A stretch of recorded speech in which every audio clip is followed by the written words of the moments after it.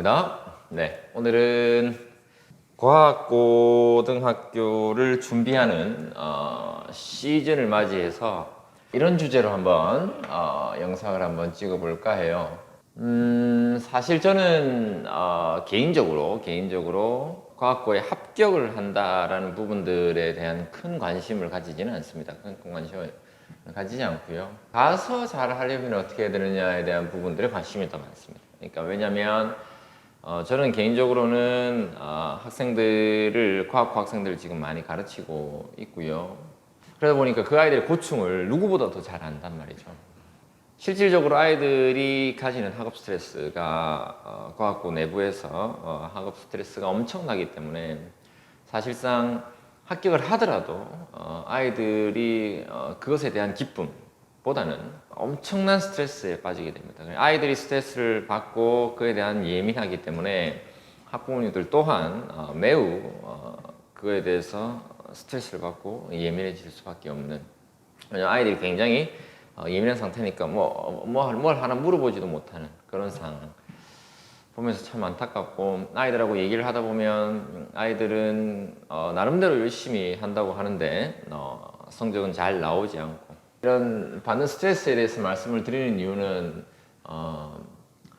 사실 중학교 때 과학고를 가겠다 혹은 더 좋은 학교인 영재학교를 가겠다라는 어떤 생각을 가지고 있는 학생들이라면 중학교 때 충분한 준비를 통해서 가서 잘할 수 있는 그런 부분들을 조금 고민을 해봤으면 좋겠다라는 생각에서 영상을 지금 찍어보고 있습니다. 학부모님께서 좀 궁금해하는 사항들 속에서 말씀을 좀 드리려고 하는데요. 첫 번째는 많은 분들이 좀 궁금해하는 이거에 대해서 말씀을 좀 드릴까 해요. 네, KMO입니다. 한국수학올림피아드라는 KMO인데요. 이 KMO를 과연 해야 하는가? 이걸 해야 돼, 말아야 돼? 하는 게 좋아, 안 하는 게 좋아? 자, 결론을 말씀을 드립니다. 결론을 말씀을 드릴게요. 하는 게 좋습니다. 꼭 해야 합니까? 꼭 해야 되는 건 아닙니다.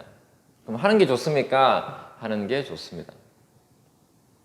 이게 정확한 결론입니다.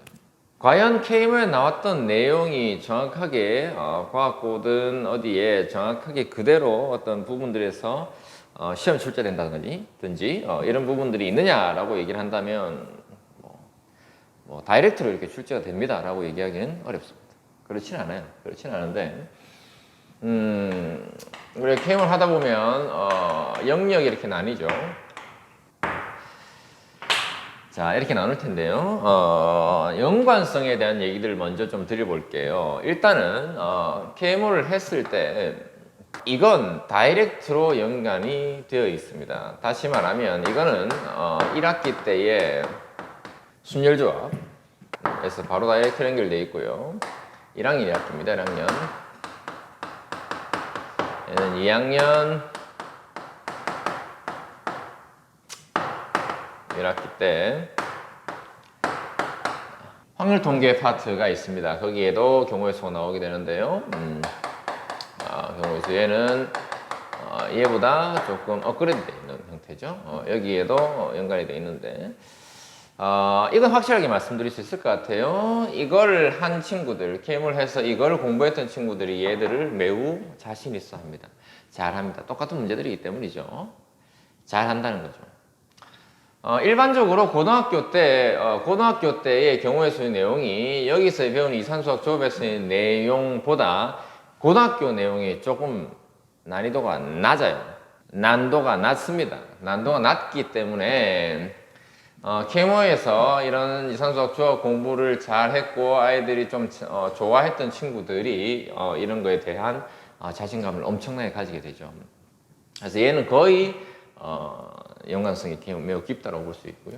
그 다음에 또 연관성을 가질 수 있는 건 이 기하입니다. 기하의 파트인데요. 이 기하 파트는 이제 우리가 특히 이제 평면 기하에 대한 파트인데요.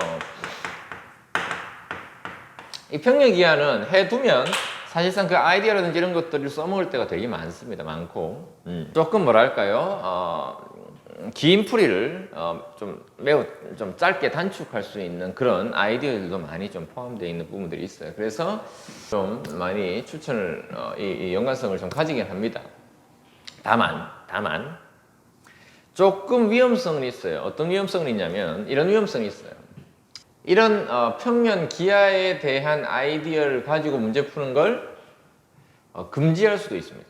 다시 말하면 닮음이라든지 혹은 평면 기하에 대한 어떤 방식으로 문제를 풀지 마세요 라는 단서 조항을 둘 때가 있다는 거죠. 학교에서 말이죠. 과학고에서든 어디서든 학교에서 그것을 이용하지 마세요. 그것을 이용하지 마시고 데카르트 기하학을 이용해서 좌표 기하학을 이용해서 문제를 푸세요 라는 경우가 있어요. 그렇게 된다면 이 아이디어가 뭐 그렇게 이제 직접적으로 연관되어 있다라고 얘기하기는 좀 힘들겠죠. 그러나 이제 뭐 아이디어적 측면에서는 조금 연관성이 많겠죠. 그리고 대수는 사실상 뭐 아이들이 잘하는 파트입니다. 잘하는 파트고 대수는 사실상 실력 정석의 어떤 상 파트를 조금 많이 본 친구들도 충분히 어떤 부분이 되고, 그 다음에 이제 대수 안에 이제 부등식 영역이 조금 들어있긴 한데, 부등식은 조금 크게 많은 부분을 차지하고 있지는 않기 때문에 그렇게 큰 연관성을 가진다 이렇게 보기는 힘들고요. 정수 같은 경우는 KM에서 정수를 공부를 하고 나면 수적 감각이 조금 늘어납니다. 수의 감각이 좀 늘어나죠. 수의 감각이 좀 늘어나기 때문에 그런 부분들에 대한 플러스 요인을 받게 되겠죠. 그래서 결론적으로 이 KMO 공부를 한 친구들이 나중에 과학고등학교를 가서 좀 잘할 가능성이 좀 높아요. 그래서 과학고에 가서 1등에서 한 10등 정도 하는 친구들한테 물어봅니다. 너는 계획을 했니 안 했니? 그럼 절반 정도 되는 것 같아요. 한 40%에서 50% 정도 되는 것 같습니다. 게임을 했니? 한 40%, 50%. 얘 4명, 5명 정도는 게임을 한 것 같습니다. 평균적으로 말이죠. 나머지 5명 안 해요. 5, 6명 안 했다는 거죠. 꼭 해야 되냐라고 물으면 아까도 말씀드렸지만 꼭 해야 되는 건 아닙니다. 그런 친구들도 있으니까요. 또 제가 이제 또 하나 어떤 장점을 말씀드리면 이것은 하나의 수학에 대한 자신감의 측면에서 이 KMO는 도움이 되고, 이것은 제가 생각할 때 매우 큰 부분입니다. 매우 큰 부분, 자존감을 가지는 부분, 내가 수학을 좀 잘하는 아이야 라고 생각하게 하는 부분, 이 부분. KMO를 할까요 말까요? 여유가 됩니까? 할 여유는 됩니다. 그러면 하세요 라고 얘기하는 중요한 부분이 얘보다는 사실은 얘 때문입니다. 두 번째입니다. 두 번째. 선행의 정도에 대한 얘기인데요. 선행의 정도. 결국은 많이 한 놈이 이긴다. 양을 많이 가져간 친구들, 많이 공부를 했던 친구들, 중학교 때, 이거는 뭐 어떻게 할 수가 없는 것입니다. 수학의 왕도가 없다. 결국은 양에 대한 부분들, 시간에 대한 부분들을 절대 무시할 수 없는 것은 어쩔 수가 없습니다.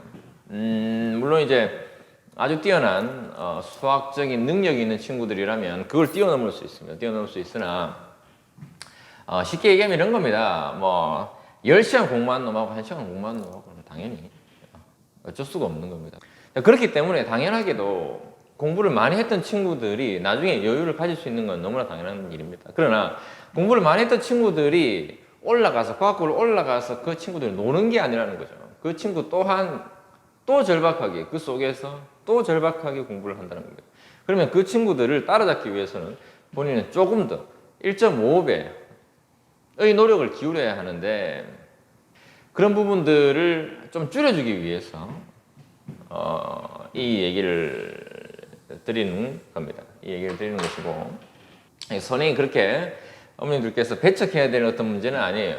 뭐 물론 이걸 해볼 수 있는가, 할 수 있는 아이인가, 하지 못하는 아이인가에 대한 아주 객관적인 어떤 판단이 좀 필요하겠지만, 할 수 있는, 받아들일 수 있는 아이들에게 충분한 그런 기회를 주는 것은 온당하다 이렇게 생각할 수 있습니다. 자, 양적 부분, 시간적인 부분. 자, 과학고등학교에서 자, 부산과학고와 부산 1과학고를 기준으로 말씀을 드리고 있습니다. 과학고등학교에서 2학년 1학기까지가 되면 2학년 1학기까지의 내용을 보면 수학 상하,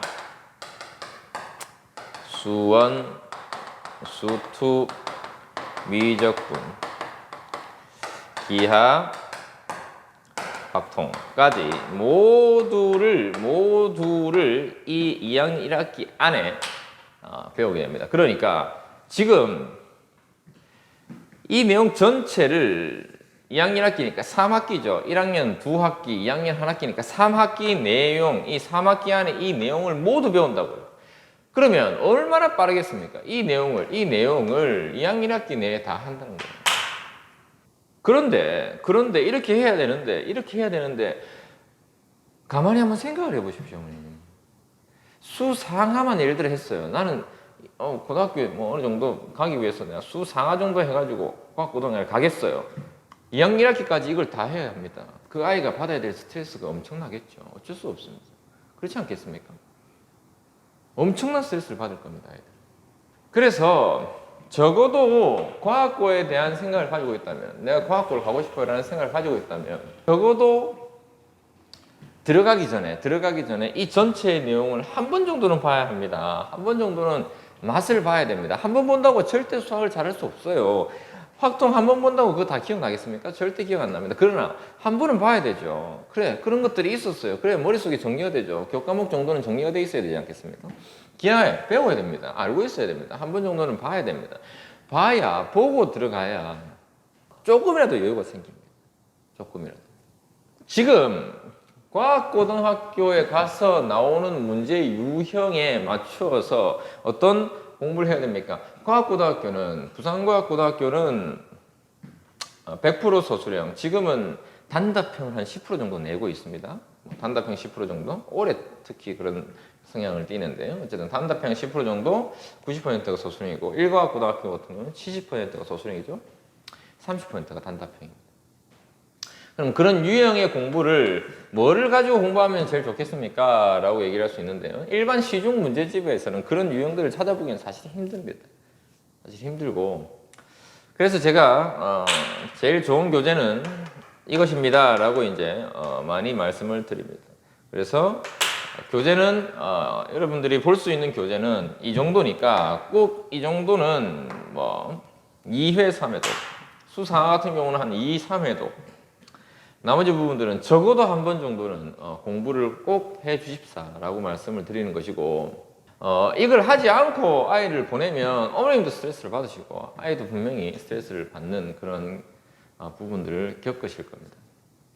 그러니 지금이라도 이 양적인 부분, 시간적인 부분들을 절대 무시하지 마시고요.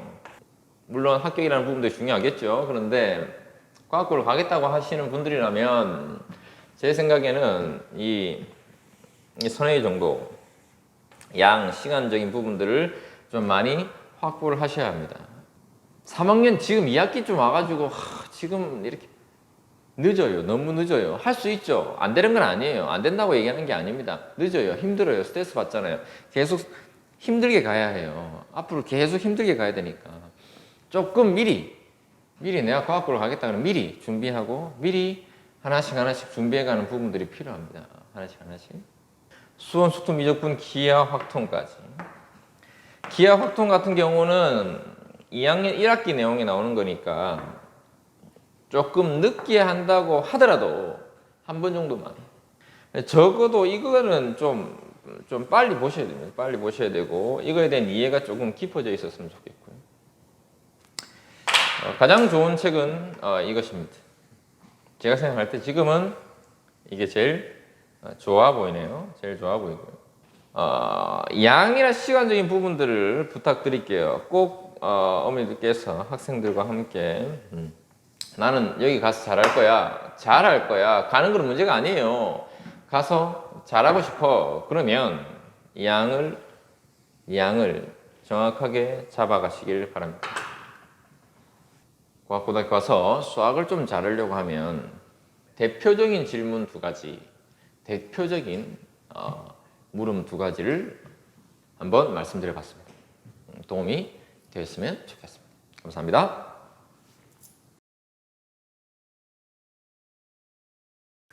구독과 좋아요가 필요하다.